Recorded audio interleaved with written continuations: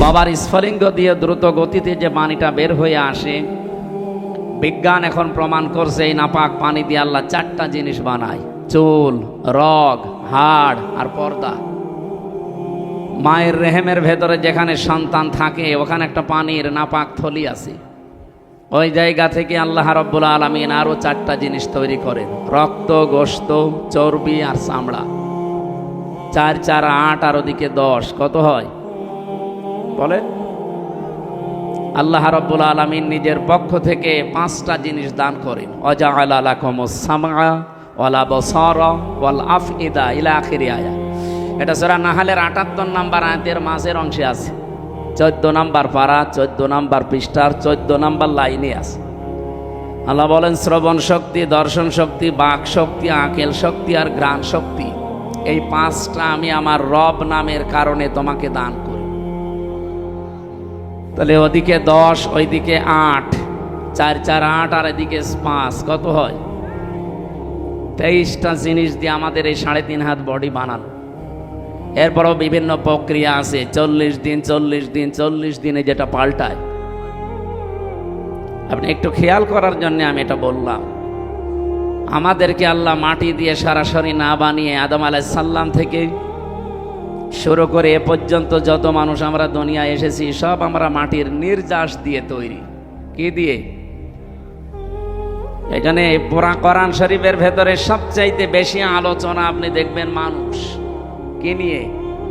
ওয়ালাকাদ কাররামনা বানি আদম। সূরা বানি ইসরাইলের এই ৭০ নম্বর আয়াতের ভেতরে এটা আছে যে অবশ্যই আমি বনি আদম সন্তানকে সম্মান দিয়েছি। আল্লাহ তাআলা বলেন না যে আমি মুসলমানকে সম্মান দিয়েছি, না। বনি আদম সন্তান যারা ধর্মীয়ভাবে যে কোনো ধর্ম সে মানতেই পারে, কিন্তু সে সম্মানিত। আমরা লক্ষ্য করে দেখলাম এই 54 বছরে বাংলাদেশ স্বাধীন হওয়ার পর, বিশেষ করে এই 15.5 বছরে সবচাইতে এই সম্মানিত মানুষের সম্মান নিয়ে সিনিমিনি খেলা হয়েছে বেশি। আগামীতে যেন এই সম্মান নিয়ে আর কেউ সিনিমিনি খেলতে না পারে সেই ব্যবস্থা আমাদের করা লাগবে না? এটা শুধু মোনাজাতেই হয়ে যাবে? বলেন। আমার আজকের তেলাওয়াতকৃত আয়াত শুনে আপনারা হয়তো আঁচ করতে পেরেছেন যে এ তো সেই জন্মের পর থেকে শুনছি না। এর ভেতরে কিছু গুরুত্বপূর্ণ আধুনিক তথ্য আছে। আমরা এই কথাগুলো আজকে কোরআন এবং হাদিস আর বিজ্ঞানের সাথে মিলিয়ে বের করব ইনশাআল্লাহ। যেহেতু কোরআনের আলোচ্য বিষয় মানুষ, সে মানুষকে আল্লাহ নিজে সম্মান দিয়েছেন। মসজিদে নববীতে বিশ্বনবী বসা আছেন, একটা লাশ যাচ্ছিল, নবীজি দাঁড়িয়ে গেলেন। সাহাবায়ে কেরাম বলেন, হে রাসূল আপনি দাঁড়ালেন কেন? এটা ইহুদির লাশ। নবীজি বললেন, ইহুদি তাতে কি হয়েছে, ও তো মানুষ, আল্লাহর বান্দা। আমি মানুষের সম্মানে দাঁড়িয়েছি। বলেন সুবহানাল্লাহ। যে নবী মরা মানুষকে সম্মান দিতে দাঁড়িয়ে যায়, সেই নবীর উম্মত আমরা অনেকেই দাবি করি জীবিত মানুষদের সম্মানও দুনিয়ায় ঠিক রাখি নাই। ইন্নাল্লাযীনা আমানু ওয়া আমিলুস সালিহাতি উলাইকা হুম খায়রুল বারিয়া। আল্লাহ বলেন, নিশ্চয় যারা ঈমান আনার পরে আমলে সালেহ করে, যত সৃষ্টি আমি তৈরি করলাম তাদের ভেতরে তারা খায়রুল বারিয়া, সর্বোত্তম সৃষ্টি। এ বাংলাদেশে কেউ যেন এই সম্মানিত সৃষ্টির সম্মান নিয়ে অন্তত কেউ সিনিমিনি খেলতে না পারে। এই জন্য দল মত দেখা যাবে না। দল মত ভাব বাদ দিয়ে মানুষের সম্মান কারা, মানুষের অধিকার কারা রক্ষা করবে, এই মানুষগুলোর পেছনে থাকা আমার মানবতার দাবি, ইমানের দাবি। আমি কথা বোঝাতে পেরেছি? আল্লাহ বোঝার তৌফিক দিন, বলেন আমিন। সবাইকে নিয়ে ভাই আল্লাহর দরবারে শুকরিয়া জানাচ্ছি যিনি সবার জন্য কোরআনে কারিম দিলেন। বলেন আলহামদুলিল্লাহ। আরো জোরে বলেন আলহামদুলিল্লাহ। যে আয়াত দিয়ে সকলের সম্মান কামনা করলাম, ওয়ারফা'না লাকা যিকরাক, এরপরে 2টা আয়াত আছে। আমরা কয়েক মিনিটে এই 2টা আয়াতের আধুনিক কিছু কথা আশার সঞ্চার হওয়ার জন্য বলতে চাই, এরপরে তাফসিরে যাব। আল্লাহ রাব্বুল আলামিন বলেন ফাইন্না মাআল উসরি ইসরান, ইন্না মাআল উসরি ইসরা।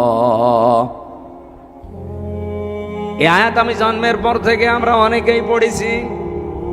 এখানে গুরুত্বপূর্ণ কয়েকটা আশার সঞ্চার করার জন্য মেসেজ আল্লাহ দিয়েছেন, যেটা আমি এর আগে নিজেও জানতাম না। যেহেতু জেনেছি, আর বাল্লিগু আন্নি ওয়ালাউ আয়া, একটা আয়াত যদি জানা থাকে মানুষের কাছে পৌঁছিয়ে দাও, সেই নিয়ত নিয়েই বলছি। আপনি দেখবেন আপনার ভালো লাগবে। আল্লাহ পাক বলেন অবশ্যই কষ্টের পরে সুখ, আবার রিপিট করে বললেন অবশ্যই কষ্টের পরে সুখ। বাংলা অর্থ শুনে কিছু বোঝা যাচ্ছে? কিছুই বোঝা যাচ্ছে। এবার আমি একটু গভীরে যাচ্ছি একটু। এই যে উসরুন, এই উসরা শব্দের আগে আল্লাহ আলিফ লাম দিলেন। আলিফ লাম 4 প্রকার হয় আরবি গ্রামার অনুযায়ী। এখানে যেটা আছে তার লাম নির্দিষ্ট করার জন্য, আলিফ লাম এটা মারিফা করার জন্য আল্লাহ দিয়েছেন। আল্লাহ উসরুনের আগে দিলেন আমার কোনো সমস্যা না, আমার প্রশ্নও না। প্রশ্ন আমার মার পরে কেন দিলেন? এখানে যারা আলেম আছে তাদেরকে বলছি, মার পরে আল্লাহ দিলেন, এটাও আমার প্রশ্ন ছিল না। আল্লাহ কেন ইন্নার পরে দিলেন? এর আগে আবার ফা দিয়েছেন। এতগুলো কথা কিন্তু বলা লাগতো না। আমরা যারা আলেম আছি, উসরুন ইসরা এ বললেই বুঝে ফেলতাম। আলিফ লামও দেওয়া লাগতো না, মা দেওয়া লাগতো না, ইন্না দেওয়া লাগতো না, ফাও দেওয়া লাগতো না। সাধারণ মানুষ হয়তো এটা টের পাননি, কিন্তু আলেমরা তো টের পাচ্ছেন। কেন কষ্টের প্রথমে আল্লাহ আলিফ লাম দিয়ে নির্দিষ্ট করে দিলেন? এটা তাফসিরে ফি জিলালিল কোরআনে পাবেন। আল্লামা সাইয়্যিদ কুতুব রহমাতুল্লাহ আলাইহি লিখেছেন। এই কথা বলেন কেন? এদিকে তাকান, দাঁড়িয়ে থাক। এই পৃথিবীতে কষ্ট পেলে আপনাকে আল্লাহ 10 থেকে 70টা শান্তি, সুখ, কল্যাণ দিয়ে দেবে না, বিষয়টা এমন না। কষ্টটা যদি আপনি 3 কারণে পেয়ে থাকেন। কয় কারণে? আমি যা বলছি বিশেষ করে ফি জিলালিল কোরআনে পাবেন বেশি, আর তাফসিরে বাইজাবি থেকে ওই আরবি গ্রামের কোটগুলো পাবেন।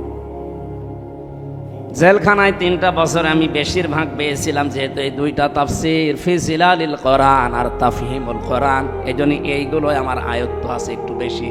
অন্যান্যগুলো তো পড়তে পারি নাই।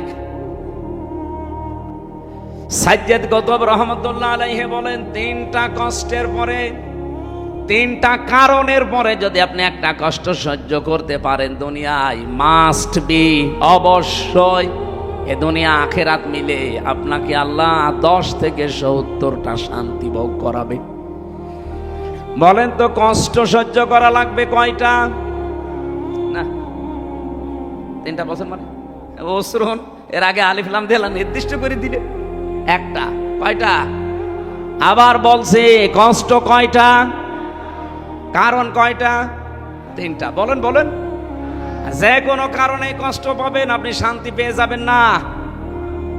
হাসিনাও তো কষ্ট পেয়েছিল যাওয়ার দিন, কি কান্না দেখেছি। আমার তো মনে হচ্ছিল স্বামী মরে গেল, ওভাবে কানে নাই। যাই হোক, কষ্ট পেয়েছে এই জন্য কেঁদেছে। এই মানুষের কষ্ট দেখে হাসতে নেই, তো কান্নাকাটি আপনিও করেন। যেহেতু সে কষ্ট পেয়েছে বলে কেঁদেছে, তার এই কষ্টের সাথে আল্লাহ 70টা সুখ বরাদ্দ করে রেখেছেন, এটা আপনি কোরআনে নেই। আমি এই জন্য 3টা কারণ পড়লাম তাফসিরে।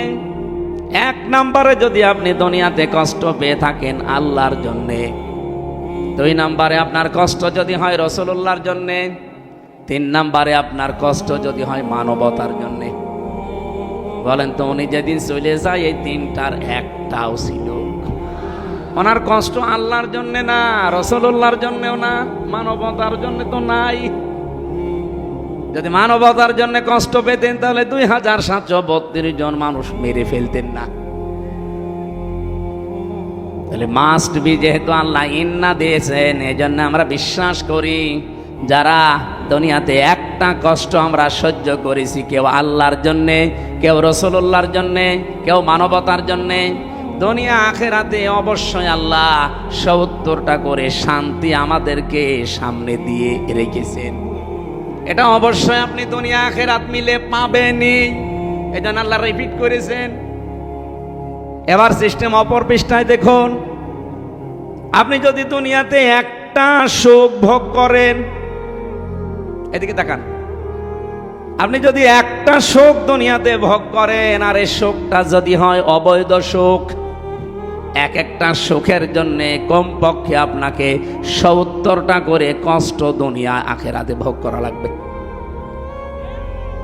সুখ কয়টা? আরো জোরে, সুখটাকে বৈধ না অবৈধ?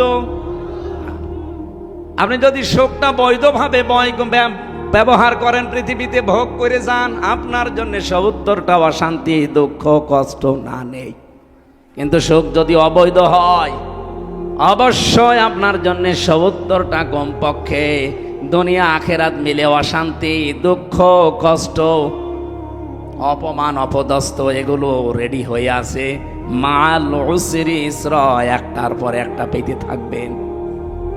এই যে যারা পরকীয়া প্রেম করেন, এখানে সুখ নেই, এই কথা বলছেন না?